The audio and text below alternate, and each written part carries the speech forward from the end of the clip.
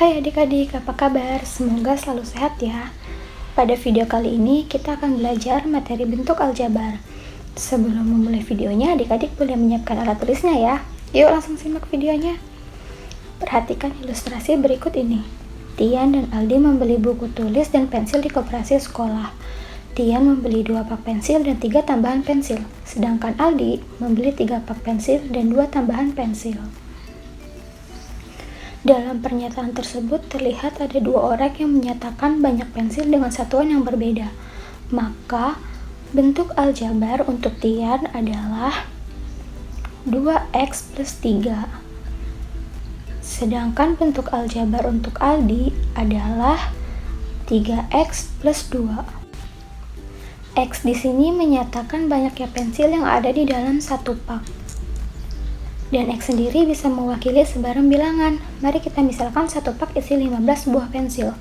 Jika X sama dengan 15, maka 2X ditambah 3 sama dengan 2 dikali 15 ditambah 3, sama dengan 30 ditambah 3, sama dengan 33.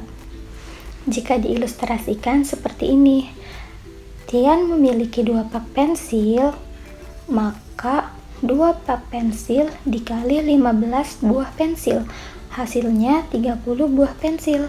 Dan karena Tian juga memiliki 3 buah tambahan pensil, maka 30 buah pensil ditambah 3 pensil sama dengan 33 pensil. Sedangkan untuk milik Aldi, mari kita misalkan satu pak isinya 10 buah. Jika X sama dengan 10, maka 3x ditambah 2 sama dengan 3 dikali 10 ditambah 2, sama dengan 32 buah.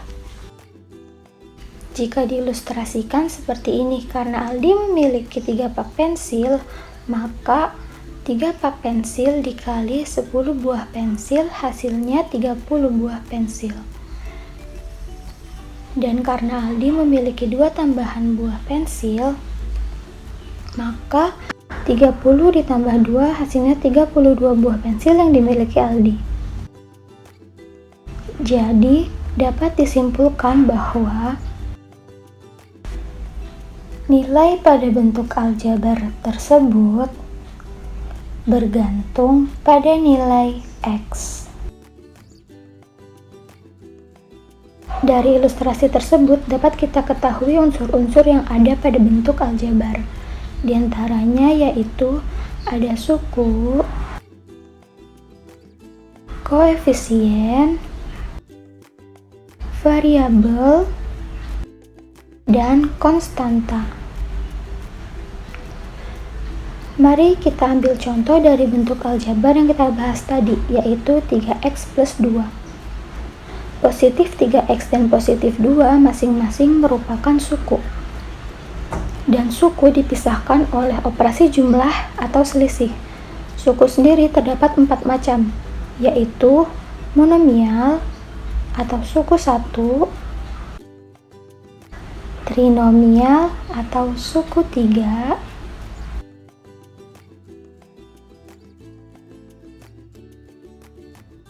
binomial atau suku 2,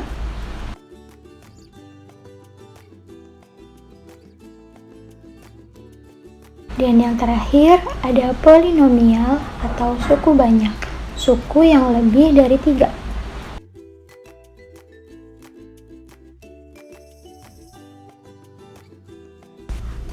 Selain macam-macam suku tadi, dalam bentuk aljabar juga mengenal istilah suku sejenis dan suku tidak sejenis. 3A, negatif 7A, dan 10A merupakan contoh dari suku sejenis karena memiliki variabel yang sama, yaitu A, dan juga memiliki pangkat dari variabel yang sama, yaitu 1. Sedangkan untuk suku tidak sejenis, contohnya ada 9x, 2y, dan 2z, karena mereka memiliki variabel yang berbeda, yaitu x, y, dan z. Sekarang kita beralih ke koefisien, variabel, dan konstanta.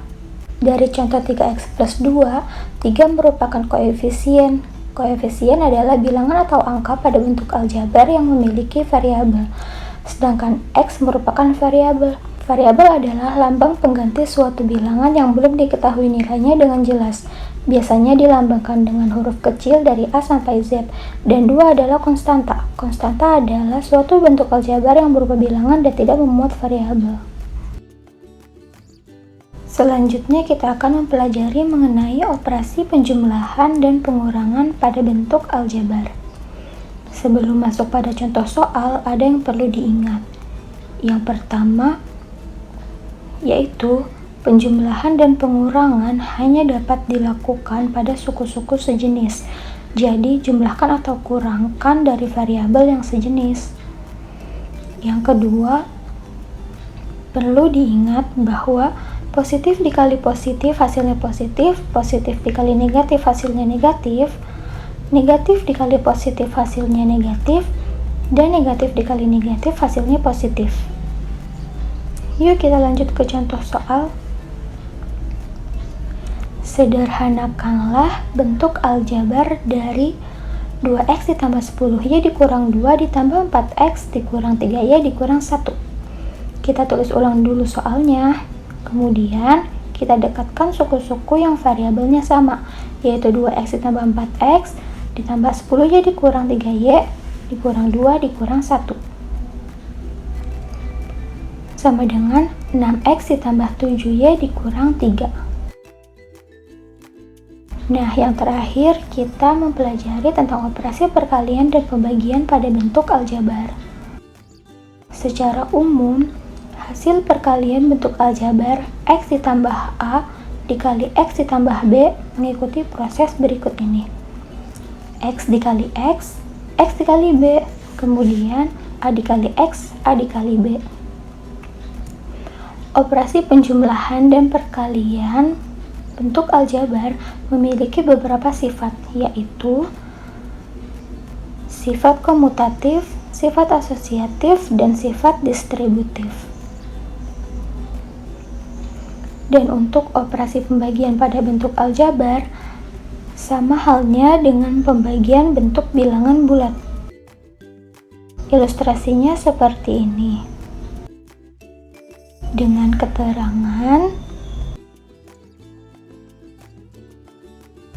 dalam pembagian bentuk aljabar, langkah pertama yaitu merubahnya menjadi bentuk pecahan, di mana penyebutnya adalah pembaginya. Yang kedua, setelah merubahnya menjadi bentuk pecahan, maka menentukan faktor persekutuan dari kedua bentuk aljabar tersebut. Contohnya yaitu 2x dibagi 2, maka kita ubah dulu ke dalam bentuk pecahan menjadi 2x per 2. Hasil dari 2x per 2 adalah x. Bagaimana adik-adik? Apakah sudah paham? Jika ada yang kurang dimengerti, coba putar ulang videonya ya. Terima kasih sudah menonton video ini. Semoga bermanfaat. Sampai bertemu di kesempatan lainnya.